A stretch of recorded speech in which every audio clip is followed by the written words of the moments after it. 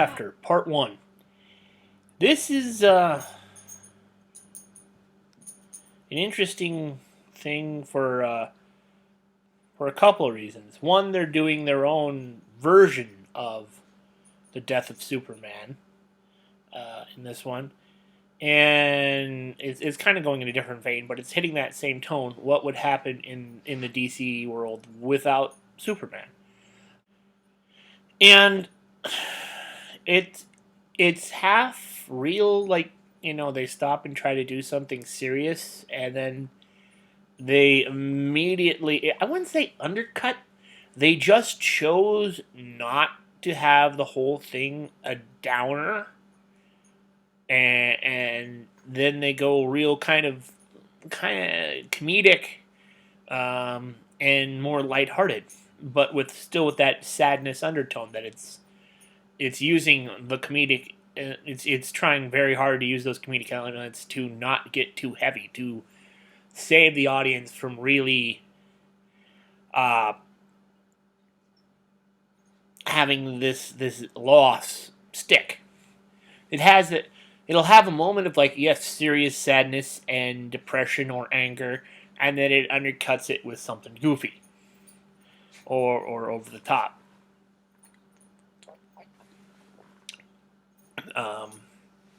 One of the better things this episode sets up is it takes a good long while for Superman to actually show up. The first scene we have is this kind of this organization coming together to take down Superman, of various villains. Calabac is interesting because it's kind of, you wouldn't assume he would be associating with quote unquote normal hoods. I mean, being a child of Darkseid and all that, but I mean, he's welcome addition. It's once again Michael Dorn doing the voice, and it's always fun. But it starts out with this very, like, dramatic, like, they jam these knives into the Superman S, and then they go to Metropolis to essentially bait Superman into a fight and kill him. Only problem is they've been at it for a while, and there's no Superman shows up. And finally, when the first cape does show up, it's Green Lantern, and followed by the rest of the Justice League. And it's only towards the tail end of the fight where the least likely character you think to have any shot at actually killing Superman, Toyman, he's the only one left standing, and he's got this giant robot mech.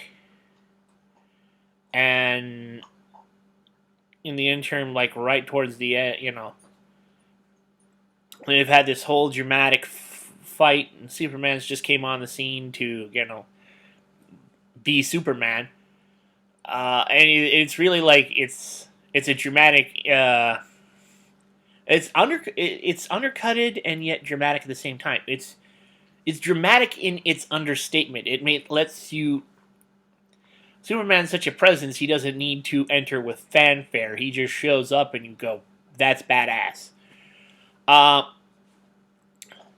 So they have this weird ray the Toyman is firing, which seems to, well, as I thought, because obviously, I mean, it's comics, and they're not going to actually kill Superman in a two-part cartoon story. So I kind of got the idea that it was matter transport, considering the way the beam was operating, and it was shooting balls that would hit something, and then it would seemingly explode, but it would leave a perfect spherical shape, and everything in that sphere was gone. So I already went with teleportation, and it seems by the last scene that is the case. But here, if I can have a brief discussion about Wally, once again, I get to talk about Wally and say cool things. Wally is really good in this episode. The best moment is... And I really do want to. I won't actually. Usually, I just spoil it outright. But I really do want you to watch this and see it for yourself because it's so good. Is when Wonder Woman loses her shit after the apparent death of Superman, and she's just pretty much going to straight up murder Toyman. I mean, she's that pissed. What Wally says right there is really good, and it gets to the heart of super of the DCU superheroes, Superman, and I think it is really nice that they let Wally have that moment. They could have given it to anybody. Hawk Girl would have been a hard sell. Martian Manhunter would have been fitting. Green Lantern uh, would have also worked. But as I've been going on, Wally's kind of just the guy. And in some way kind of says what the audience says or is going through or things that they wonder about. And it fits on that level. Not only do I want to see Wally have that moment as a fan of Wally West the Flash, but I want to. It's fitting because the audience, the one that is supposed to most represent the character, supposed to most represent the audience, is the one that says, "No, we can't do that because dot dot dot dot." So they have this whole long spiel. They have like the tomb of Superman. Um, One quick thing that they're really hoping you gloss over and don't think about is how come no one's wondering where Clark Kent is? Uh, and nobody's mentioned Clark. Nobody's wondering where he is. The superhero, the Justice League, has apparently decided not to reveal his identity, even though you quite clearly see there's a shot of, well, it's an old couple, and you might go, why are they showing that? Well, it's John and Martha Kent. I mean, they don't go, this is John and Martha Kent. Your brain goes, it takes 2 seconds and go, oh, okay. And I think even Lana Lang is sitting next to them. I'm not 100% sure. Yeah, I think that's Lana. And so they have all this sadness and loss, and meanwhile Batman's doing Batman thing. He's like, this doesn't fit. There's too many unanswered questions. I've got to figure out this puzzle. And they go into some very basic science law of conservation of mass to explain why he's digging into this further. There's nothing left of Superman at all. There should be something. There should be some residue, some particles. There should be something there. And there's nothing.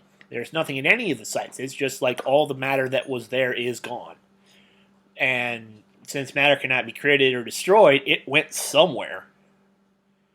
And then if it's teleporting or transporting matters to another dimension, there is a chance for Superman to be alive.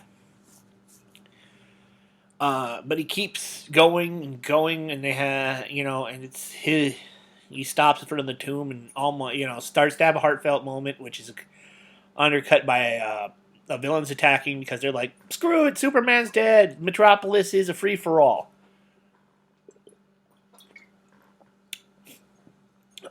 But so they have half this episode that's this sad story, and then Lobo shows up. Voiced by I'm going to have to look up his name in the intern for the next video. The guy who was on Everybody Loves Raymond, not Ray, but his brother, my favorite character of that show. I never really watched him that much, but I always liked it, and I'm going to feel really stupid that I can't remember his name, and I will look it up in between these so I sound less like a damn moron. But he's done Lobo, and he did Lobo back in the Superman animated series, so this is a continuation of that. They have Livewire in this. I don't think she has the same voice actress in this. I don't remember who originally voiced her, but this doesn't sound the same to me. Maybe I'm just talking out my ass on that one. But anyways, so Lobo shows up, and Lobo is always is played for comedy. he his book, his comics, his appearances are never taken all too seriously. They're kind of an excuse to go nuts and deal with this wackadoodle character of Lobo. And Lobo has decided that the Justice League needs the main man, and he's going to join. You know that is really loud when you do that, dog. It's not helpful. Uh, and then the rest of that is kind of this goofy fight between him and the League that, them not wanting him around and then kind of needing him at spur of the moment. And, and just, I don't think it needs to be. Maybe they're going somewhere in the second part and it'll come around. I think you could have just had the heavy episode. I don't think it needs Lobo. It's not. I don't want to say it's hurt by Lobo. I just wish they had the force of will. The I don't want to say cojones. I wish they would have decided that people were adult enough that you could just do an entire episode about the loss without throwing in the comedy. I mean, you have Flash to provide the comedy. That's comedy enough. He has some funny lines. He has some things. And I guess maybe the reason they threw in Lobo is they give, because Wally is the audience and Wally is saying these things, he's going through that grieving process, that they need to throw in another comedic character, in this case Lobo. But I don't think it's needed. Like I said, maybe it comes around, maybe there's a reason Lobo's here, or maybe it's just to lighten the episode, but I don't think it's necessary. I think the story is stronger without him. And it makes the heroes struggle because they're down Superman all the better if they have the thing. I mean, if they have Lobo, I mean, he's another powerhouse character, and it's not quite the same, but it doesn't. They're not in as much peril as they thought. And one quick beat. So in this thing, Batman's doing some detectiving. Detectiving, I hope is a word. And he gets zapped by live wire and knocked out. And then he just wakes up later in like an alleyway or something. Why didn't they kill him? I know superhero stuff. Sometimes you just gotta brush over this, but they could have had him just escape or have to call in reinforcements or do something. Have Batman just knocked out and in front of a town of looting supervillains makes no sense. Have him limp away and pass out or do something,